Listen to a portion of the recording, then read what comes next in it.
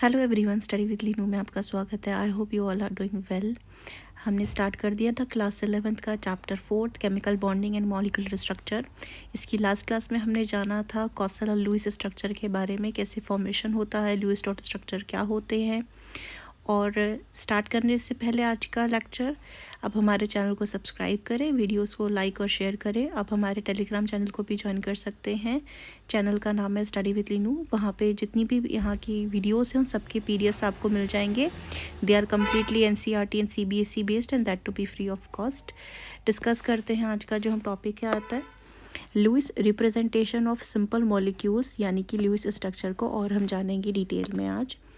Lewis dot structure provide करता है एक पिक्चर ऑफ बॉन्डिंग मॉलिक्यूल्स के अंदर एंड आयंस में in terms of shared pair of electrons and the octet rule. While such picture may not explain the bonding and behavior of molecule completely, it does help in understanding the formation of properties of molecule to large extent. Writing of Lewis dot structure of molecule जो होता है ये बहुत useful है। Therefore Lewis dot structure जो होता है उसे लिख सकते हैं जब हम ये कुछ फॉलोइंग स्टेप्स को आप पूरा करते हैं। ये जो स्टेप आते हैं, टोटल नंबर ऑफ इलेक्ट्रॉन्स जो रिक्वायर होते हैं for writing the structure are obtain by adding the valence electrons of combining atom. For example जैसे कि CH4 हमारे पास एक मॉलिक्यूल दिया गया है, there are 8 valence electrons available for bonding. यहाँ पे टोटल कितने वैलेंस इलेक्ट्रॉन हमारे पास अवेलेबल हैं? 8 वैलेंस इलेक्ट्रॉन। वैलेंस इलेक्ट्रॉन वो होते हैं जो आउटर आपकी शेल में प्रेजेंट होते हैं किसी भी एटम के। अब यहाँ पे हमको कहाँ से मिले हैं ये 8? 4 मिले हैं हमें कार्बन में से और 4 मिले हमें हाइड्रोजन में से। एक हाइड्रोजन एक देगा तो 4 हाइड्रोजन है तो 4 कितने देंगे आपके? टोटल 4 देंगे, यानी एक एक 4 हो देंगे। और बाकी के 4 आपके किससे आए? कार्बन से आए हैं। अनायंस की बात करें तो हर एक नेगेटिव चार्ज जो होता है इसका मतलब होता है एडिशन हो जाना एक इलेक्ट्रॉन का। फॉर कटायंस एक पॉजिटिव चार्ज का मतलब होता है सब्सट्रैक्शन हो जाना एक इलेक्ट्रॉन का from the total number of valence electron. Example की बात करें जैसे कि CO3 2 नेगेटिव है, CO3 2 नेगेटिव ये एक आयन है, इसके पास 2 नेगेटिव चार्ज है। यहाँ पे इंडिकेट करता है कि यहाँ पे 2 एडिशनल इलेक्ट्रॉन्स आए हैं। और यहाँ पे दूसरा है हमारे पास NH4 पॉजिटिव, यहाँ पे क्या है आपका एक पॉजिटिव चार्ज बढ़ा। ये इंडिकेट करता है कि यहाँ पे क्या हुआ? लॉस हुआ एक इलेक्ट्रॉन का from the group of neutral atom से। Knowing these chemical symbols of the combining atoms and having knowledge of skeletal structure of compound, easy हो जाता है डिस्ट्रीब्यूट कर देना टोटल नंबर ऑफ इलेक्ट्रॉन को as bonding pairs between atoms in proportion to the total bonds. General में जो least electronegative atom होता है वो ऑक्यूपाई करता है सेंट्रल पोजीशन को मॉलिक्यूल या आयन में। जैसे कि यहाँ पे NF3 की अगर हम बात करते हैं तो यह नाइट्रोजन क्या आता है आपका? सेंटर में आता है। और F3 क्या होता है? इसके साथ बॉन्ड बनाता है चारों तरफ से।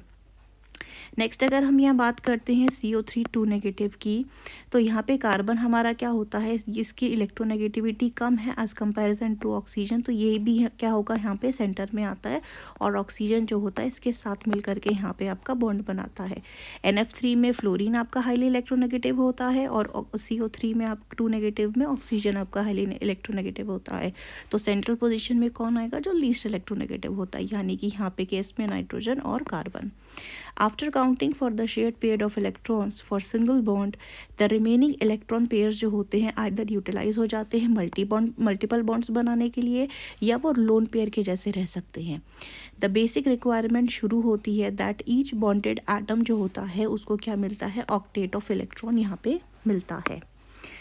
लुईस की रिप्रेजेंटेशन अगर हम देखते हैं कुछ मॉलिक्यूल्स या आयंस के लिए, तो यहाँ पे H2 के बारे में अगर हम यहाँ देखते हैं तो H2 में क्या है हमारे पास? दोनों के पास एक एक इलेक्ट्रॉन है, तो ये मिल करके क्या बना रहे हैं? आपका एक सिंगल बॉन्ड का फॉर्मेशन कर रहे हैं। O2 की बात अगर करते हैं तो यहाँ पे डबल बॉन्ड का फॉर्मेशन होता है। O3 की बात करते हैं तो यहाँ पे क्या होता है आपका structure? O double bond O होता है और इसी के साथ ही आपका क्या होता है? एक ऑक्सीजन में पॉजिटिव और एक ऑक्सीजन में नेगेटिव चार्ज होता है बॉन्ड बनाने के लिए यहाँ पे। नेक्स्ट है NF3 में आपका देख सकते हैं नाइट्रोजन के साथ आपका फ्लोरीन के यहाँ पे 3 एटम्स बॉन्ड बना रहे हैं। CO3 2 नेगेटिव, ये जो 2 नेगेटिव या नेगेटिव है ना, ये चार्जेस है इन मॉलिक्यूल्स के ऊपर, ठीक है, जिससे ये आयंस में कन्वर्ट होते हैं। ऐसे ही आपका HNO3 हो गया। नेक्स्ट आता है हमारे पास एक question, right the Lewis dot structure of CO molecule. CO molecule यानी कि CO का मतलब क्या होता है, कार्बन मोनोऑक्साइड। CO हुआ, CO होता है कार्बन मोनोऑक्साइड। ठीक हो गया। यहाँ पे सबसे पहले अगर हम देखते हैं, सबसे पहले इलेक्ट्रॉनिक कॉन्फ़िगरेशन की अगर हम बात करते हैं कार्बन की, तो कार्बन का क्या होता है, आपका एटॉमिक नंबर 6 होता है, यानी कि 1s2 2s2 2p2। Balance shell में इसके कितने इलेक्ट्रॉन हैं आपके, 4।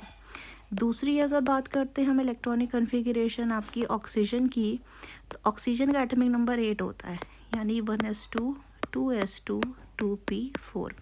यहाँ कितने प्रेजेंट है, 4। अब यहाँ पे अगर वैलेंस इलेक्ट्रॉन की बात करें, ये 4 हो गए, ये आपके वैलेंस इलेक्ट्रॉन ये कितने हो गए, 6 वैलेंस इलेक्ट्रॉन हो गए, है कि नहीं। अब इनका अब स्ट्रक्चर बनाते हैं, तो हम कैसे बनाएंगे, कार्बन के पास कितने प्रेजेंट है, टोटल 4 है जो बॉन्ड बनाएंगे, यानी कि 1 2, और ऑक्सीजन के साथ कितने, ऑक्सीजन के पास 6 हैं, तो यहाँ पे बना सकते हैं ये 1 2 3 4 5 6 7 8।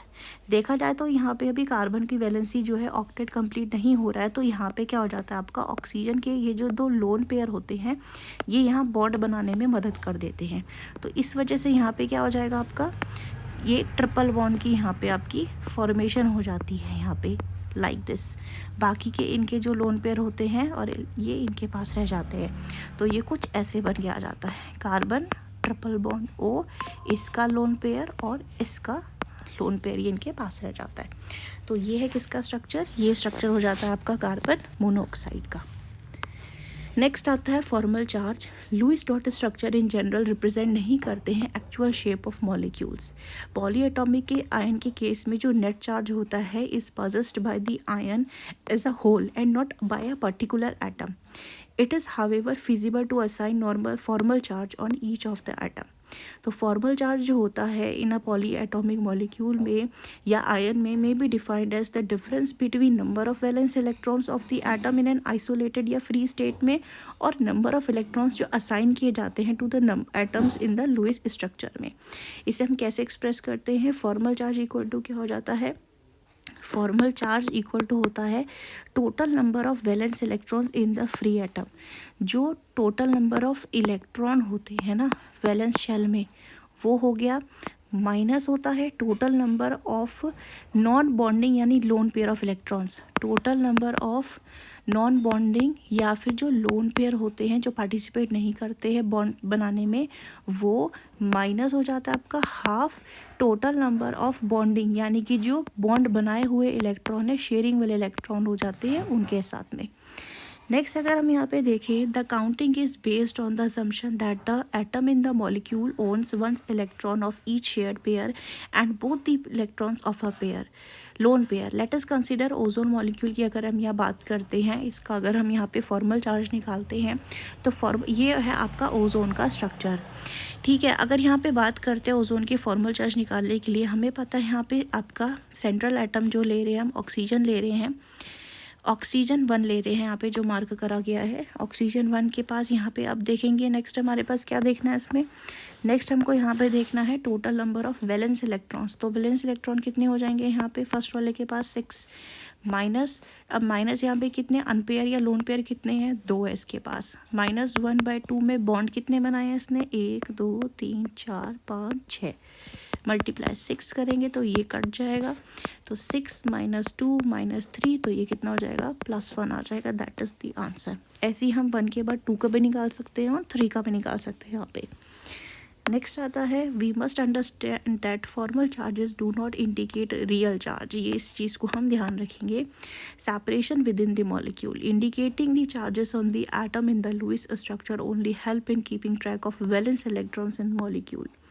फॉर्मल चार्ज जो होते हैं हेल्प करते हैं in selection of the lowest energy structure from the number of possible Lewis structure for given species. Generally जो लोएस्ट एनर्जी स्ट्रक्चर होता है is the one with the smallest formal charge on the atom.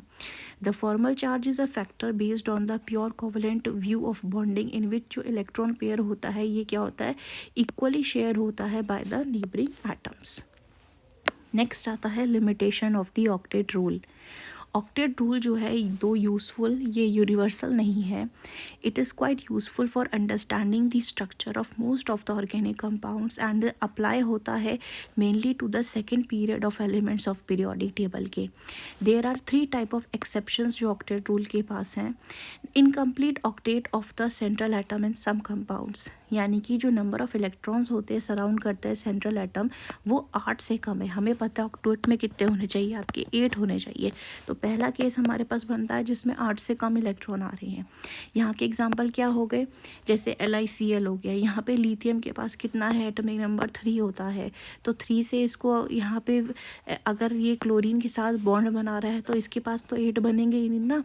Chlorine के पास तो 8 आ जाएंगे, लेकिन lithium के पास थोड़ी 8 बनेंगे. यहाँ पे ऐसे BeH2 BCl3 क्या होता है, ये आपका ऑक्टेट रूल को फॉलो नहीं करते हैं, क्योंकि इनके पास कितने इलेक्ट्रॉन प्रेजेंट है, लिथियम के पास 1, बेरिलियम के पास 2 और बोरोन के पास 3. सम अदर सच कंपाउंड जैसे AlCl3 हो गया, BF3 हो गया. ऑड इलेक्ट्रॉन मॉलिक्यूल्स इन, जिसमें कि आपका odd number of electrons like nitric oxide हो गया या नाइट्रोजन डाइऑक्साइड NO2 हो गया, ये भी क्या है, octet rule is not satisfied by them. यहाँ पे अगर हम देखते हैं तो एक्सपेंडेड ऑक्टेट आता है एलिमेंट्स का in and beyond the third period of the periodic table apart from 3s and 3p orbital. यहाँ पे 3d भी अवेलेबल होता है बॉन्ड फॉर्मेशन के लिए. In a number of compound of these elements there are more than 8 valential electron around the central atom, यानी यहाँ पे 8 इलेक्ट्रॉन से ज़्यादा इलेक्ट्रॉन्स हो जाते हैं. This is termed at expanded octet. Obviously जो ऑक्टेट रूल है does not apply in such cases में. एग्जांपल क्या हो जाएंगे इसके, PF5 की बात अगर हम यहाँ पे करते हैं तो यहाँ पे हम देख सकते हैं कि ये एक फॉस्फोरस 5 आपके फ्लोरीन के साथ बॉन्ड बना रहा है. अब 5 के साथ बॉन्ड बना रहा है, एक ये खुद दे रहा है और एक फ्लोरीन से मिल रहा है. इसको टोटल कितने, इसके बाद 10 इलेक्ट्रॉन हो जा रहे हैं. होने चाहिए थे 8, हो जा रहे हैं 10, यानी कि ऑक्टेट क्या हो रहा है, इसका बढ़ जा रहा है. इसकी और भी एग्जांपल है जैसे SF6 हो गया, H2SO4 हो गया. नेक्स्ट अगर यहाँ बात करते हैं तो नेक्स्ट आता है interestingly sulphur also forms many compounds in which octet जो होता है, ऑक्टेट रूल इज़ ओबेड. जैसे कि सल्फर डाइक्लोराइड हो गया जिसमें सल्फर एटम का जो ऑक्टेट होता है वो क्या है, ये आपका देख सकते हैं यहाँ पे सुटेबल है. ये अदर ड्रॉबैक्स जो हैं ऑक्टेट थ्योरी के, इट इज़ क्लियर दैट जो ऑक्टेट रूल है ये बेस्ड होता है किसमें, केमिकल की इनर्टनेस पे, नोबल गैसेस की. हावेवर कुछ नोबल गैसेस जो होती हैं, एग्जांपल जेनॉन हो गया, क्रिप्टन हो गया, ये कंबाइन कर जाती हैं ऑक्सीजन और फ्लोरीन के साथ बनाने के लिए कंपाउंड जैसे XCF2, KrF2, XeOF2 एट्सेट्रा. ये जो थ्योरी है does not count for the shape of molecules. It does not explain the relative stability of molecules being totally silent about the energy of molecules. तो ये था हमारा discussion जो हमने आज करा है ल्यूइस की थ्योरी और ऑक्टेट रूल के बारे में, फॉर्मल चार्ज के बारे में. I hope you like this video informative, and if you like this video then like, share and subscribe. Thank you for watching this video.